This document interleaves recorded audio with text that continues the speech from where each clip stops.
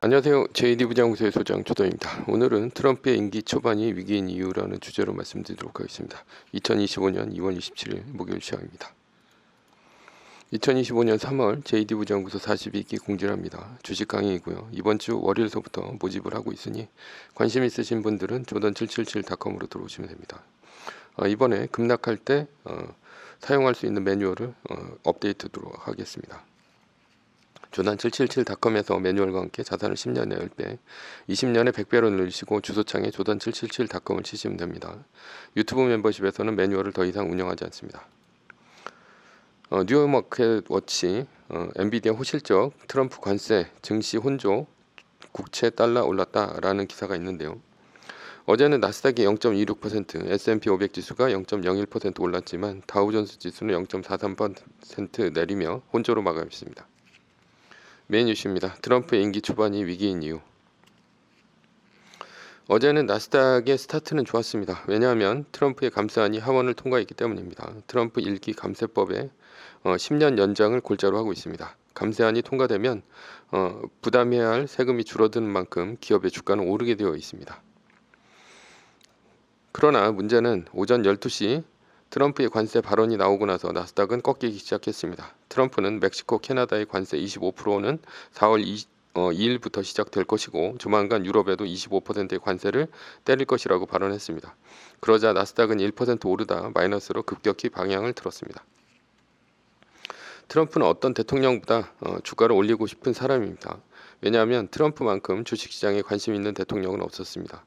트럼프가 주가가 오르면 다 자기 때문이라고 홍보하는 사람입니다. 그러니 지금도 주가에 많은 신경을 쓰고 있을 것입니다. 주가 상승을 위해서는 법인세 인하를 해야 합니다. 왜냐하면 감세는 세수 부족을 불러옵니다. 따라서 관세를 때려서 세수 부족을 메워야 합니다. 대책 없는 감세는 오히려 재정을 악화시켜 경제를 망칠 뿐입니다. 그러니 트럼프로서 관세는 주가를 올리기 위한 필요악이라 할 수 있습니다.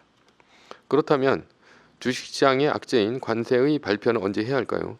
주식시장이 호재로 오르고 있을 때 해야 합니다. 그래야 주식시장이 관세의 충격을 덜 받을 수 있습니다. 그래서 감세안이 하원을 통과했을 때 트럼프는 굳이 관세 얘기를 꺼낸 것입니다. 이것이 트럼프의 딜레마입니다.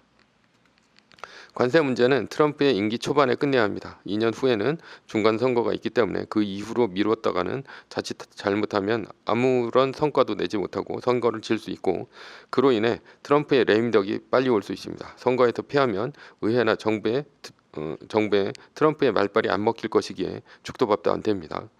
그러니 트럼프는 임기 초반에 굵직한 현안들을 다 해결해야 합니다. 관세, 러브전쟁 종식, 법인세 감세 등등입니다. 그래서 악재가 몰리는 트럼프 임기 초반이 주식시장으로서는 위기입니다. 지금의 위기를 뚫을 단기 호재는 엔비디아가 있습니다. 나스닥도 5일 연속으로 하락하고 있었지만 엔비디아의 실적 발표로 하락을 멈추고 19,000선을 지지했습니다. 그래서 엔비디아의 실적 발표가 중요했습니다. 만약 엔비디아가 하락한다면 나스닥의 19,000선은 무너지게 됩니다. 엔비디아의 실적은 이번에도 사상 최대치를 기록하며 좋은 실적을 냈습니다. 엔비디아의 실적은 월스트리트 평균 예상치 매출 380억 5천만 달러보다 3.3% 높은 수준입니다. 엔비디아는 실적 발표 후 3% 넘게 오르다 3% 넘게 떨어지는 등 등락을 반복하다가 현재는 1.67% 하락 중에 있습니다. 젠슨 왕은 실적 컨퍼런스에서 2월에서 4월 가이던스도 블랙엘의 판매 실적이 예상보다 좋을 것이라고 했지만 수익이 낮은 것이 엔비디아의 발목을 잡았습니다. 그러나 엔비디아를 불안하게 보는 근본적인 이유는 무엇일까요? 딥시크의 충격으로 엔비디아의 블랙엘이 앞으로 더 많이 팔릴 것인가에 대한 의문입니다. 마이크로소프트의 데이터 센터 계약 취소 사태와 같은 AI에 대한 과잉 투자 감소에 대한 우려입니다. 그리고 이런 악재가 AI 주식의 사상 최고치에서 연속적으로 터지는 것도 문제입니다.